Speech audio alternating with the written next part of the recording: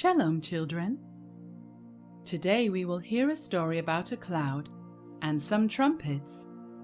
I like looking at the clouds in the sky, and I like hearing trumpets, don't you?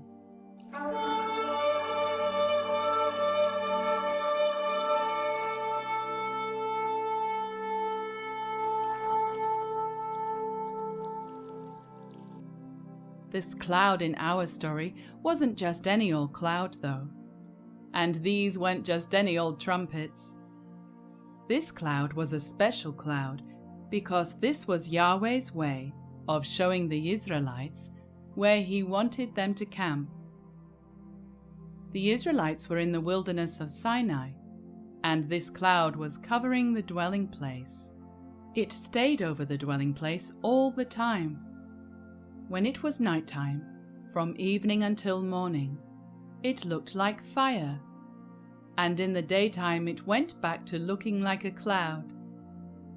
Whenever the cloud would move, the Israelites would follow it to the next location, where they would set up camp all again. And that is where they would stay until the next time the cloud moved. Sometimes the cloud would not move for a while. It would stay there above the dwelling place for a few days, or a month, or even a whole year.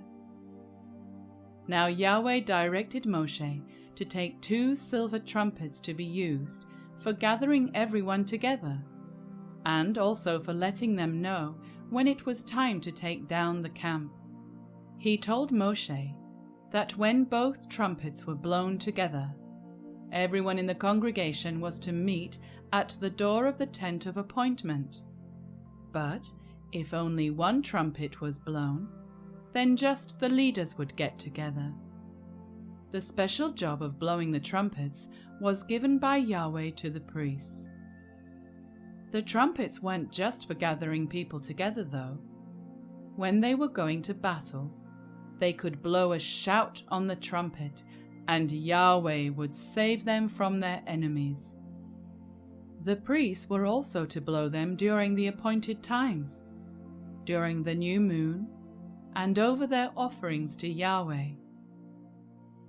One day the cloud lifted from above the dwelling place and moved to the wilderness of Paran.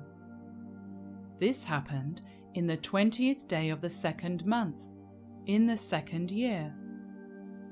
So when the Israelites followed the cloud, according to all the instructions they had been given, they left in the order they were told to leave.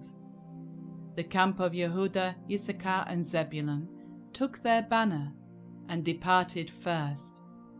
Next, the sons of Gershon and Merari departed with the dwelling place, which was their job. After they got on their way, it was time for the camp of Reuben, along with Shimon and Gad, to leave. So they took their banner and started walking. The Kohathites departed after them, carrying the set-apart objects that went in the dwelling place. The camp of Ephraim then took their banner and departed next, along with Manasseh and Benjamin. And finally the camp of Dan took their banner and departed last, along with the camps of Asher and Naphtali. They were the ones who guarded the back of the procession. Each tribe had someone who was in charge of their army, so they were very organized and knew exactly who was supposed to be going with whom.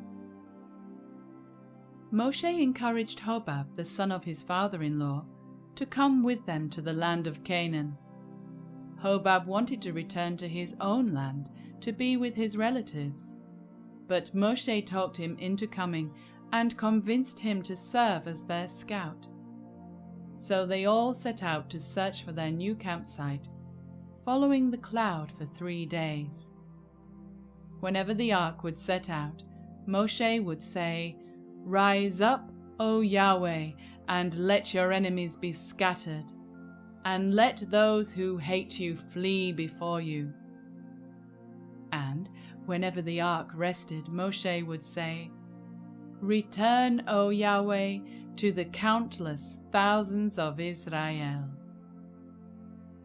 Well, children, we have come to the end of our story for today. So we will see you next time for another exciting Torah portion. Shalom. Yahweh makes me lie down. Yahweh